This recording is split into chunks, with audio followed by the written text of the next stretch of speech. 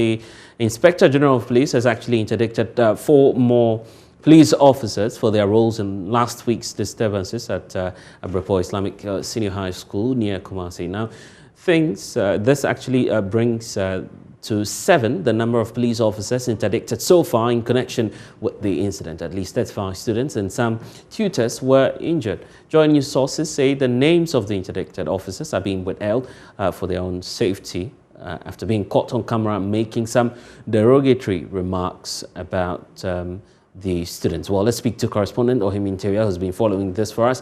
Ohiming, first of all, you've been checking with your sources at the police administration. What is, some of the details, and do we even know the identity of the officers now? Do we have a clear idea of those who are making the claims and what ranks perhaps they fall within?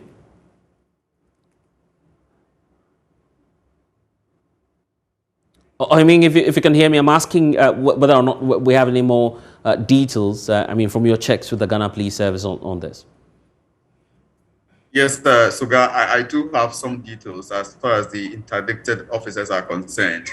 The Director General of Operations was in Kumasi when he met the Muslim leaders, and he, revealed that 4 of the officers who were working at the control room of the Ghana Police Service in the Ashanti region are those found to have misconducted themselves, and that is why the Inspector General of Police has taken steps to interdict them.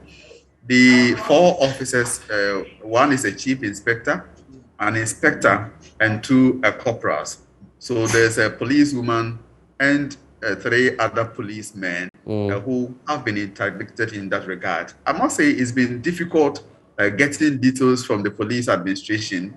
They are tight-lipped, especially when it comes to the identity of the police officers involved. But yes, still, we managed to see this information to also present to our audience. So yes, 4 of them were in the Kumasi or the Ashanti Regional Police Command's control room. They are the ones who have been interdicted. All right. How about this? We are also told, as we know, that the Defence and Interior Committee of Parliament is also ready with some reports after a fact-finding mission. What more are we learning about that interaction?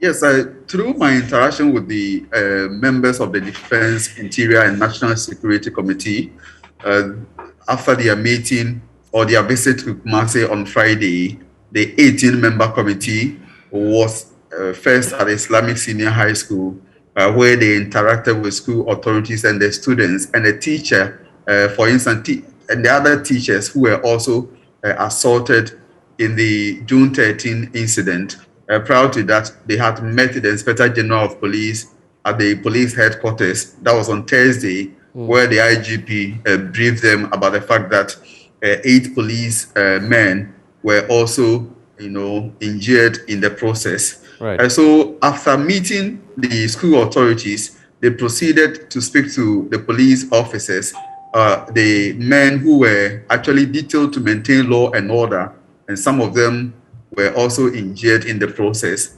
But few minutes after that particular meeting, a chairman of the committee, Kennedy Ohene Ejapon, minks no words, and he said the police officers ought not to have fired tear gas and also live shots, especially on the school campus. And he also faulted officials of the Urban Roads Department for not acting on the several letters written by school authorities of Islamic Senior High School, which dated back as far back as 2012, with several reminders in 2021. Right. So he said the committee, though it was yet to come out with this report, it will recommend that sanctions or head must roll at the Urban Roads Department, as well as sanctions that are taken against the police officers who went ahead to shoot or fire live ammunition and also tear gas during the protest, even at the time that some of the students had left to their various dormitories and classrooms. So the indication I get is that the committee would want to commend some sanctions for the Urban Roads Department, not only at the regional level, but at the national level as well. And also the police service also take some, flaps for misconducting itself at the time that it was sent there to maintain law and order. And so these are the key points that I got from the committee's report, which is likely to feature in the committee's report. So calm has returned to campus? Sure. For now, the students, as at Friday, were busy with the academic work, and the Form 1s were also actively taking part in their end of semester exams. So CAM has returned to the Islamic Senior High School, and it's a normal day for both teachers and students of the school. Amen. Thank you.